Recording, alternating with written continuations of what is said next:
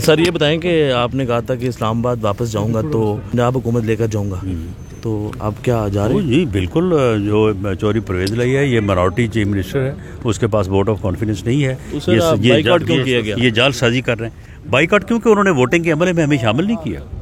Voting का अमल जो है वहाँ पे हमारे एजेंट बैठाते और वो भी काउंट करते कि जी ये 170 है, ये 71 है, ये 72 है, ये फिगर पूरा होता है या नहीं होता।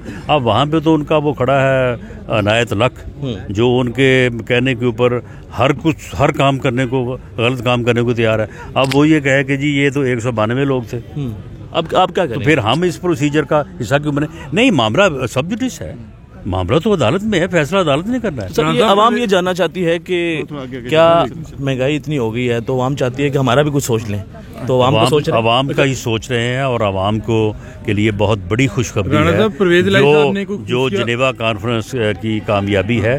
पूरी दुनिया इस वक्त पाकिस्तान के साथ खड़ी है। ये कहते हैं कि पाकिस्तान अपने मसाइल पे काबू पाएगा और ये बदबख्त इंसान जो पाकिस्तान को डिफॉल्ट करने पे तुला हुआ है, ये नाकाम होगा। मेंबरों को हल्फ दिया है।